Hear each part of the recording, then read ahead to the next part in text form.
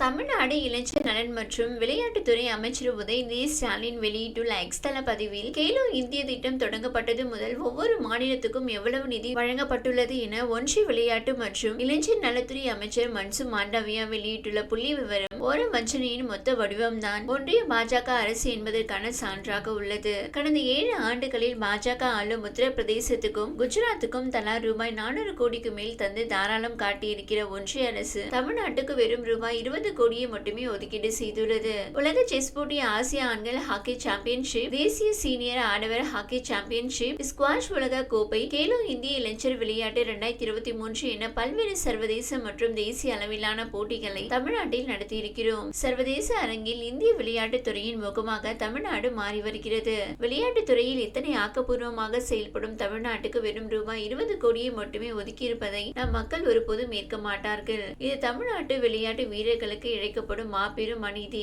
தமிழ்நாட்டுக்கு நிதி ஒதுக்குவதில் தொடர்ந்து பாரபட்சம் காட்டும் பாசிச பாஜகவின் போக்கை வன்மையாக கண்டிக்கிறேன். வாக்களிக்காத மாநிலங்களுக்கு எதிரான மனநிலையை ஒன்றிய பாஜக அரசு உடனடியாக கைவிட வேண்டும். இவ்வாறு பதிவில் கூறப்பட்டுள்ளது.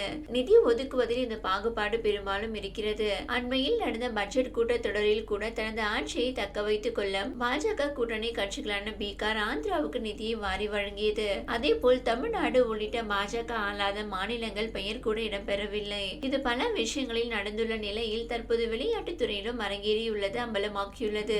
இதற்கு அமைச்சர் உதயநிதி ஸ்டாலின் கண்டனம் தெரிவித்துள்ளார். இது குறித்து அவர் வெளியிட்டுள்ள பதிவில், கேலோ இந்திய திட்டம் தொடங்கப்பட்டது முதல் ஒவ்வொரு மாநிலத்துக்கும் எவ்வளவு நிதி வழங்கப்பட்டுள்ளது என ஒன்றிய விளையாட்டு மற்றும் இளைஞர் நலத்துறை அமைச்சர் மன்சுக் மாண்டவியா வெளியிட்டுள்ள புள்ளி விவரம் ஓர வஞ்சனையின் மொத்த வடிவம்தான் உலக செஸ் போட்டி, ஆசிய ஆண்கள் ஹாக்கி சாம்பியன்ஷிப், தேசிய சீனியர் ஆடவர் hockey championship, world surfing league, squash world cup, Khelo India youth games 2023 என பல்வேறு சர்வதேச மற்றும் தேசிய அளவிலான போட்டிகளை தமிழ்நாட்டில் நடத்தியிருக்கிறோம். சர்வதேச அரங்கில் இந்திய விளையாட்டுத் துறையின் முகமாக தமிழ்நாடு மாறி வருகிறது. விளையாட்டுத் துறையில் இதனை ஆக்கப்பூர்வமாக செயல்படும் தமிழ்நாட்டுக்கு வெறும் 20 கோடியை மட்டும் ஒதுக்கியிருப்பதை நம் நாட்டு மக்கள் ஒருபோதும் ஏற்றுக்கொள்ள மாட்டார்கள். இது தமிழ்நாட்டு விளையாட்டு வீரர்களுக்கு இழைக்கப்படும் மாபெரும் அநீதி. தமிழ்நாட்டுக்கு நிதி ஒதுக்குவதில் தொடர்ந்து பாரபட்சம் காட்டும் பாசிச பாஜகவின் போக்கை வன்மையாக கண்டிக்கிறேன். வாக்களிக்காத மாநிலங்களுக்கு எதிரான மனநிலையை ஒன்றிய பாஜக அரசு உடனடியாக கைவிட வேண்டும்.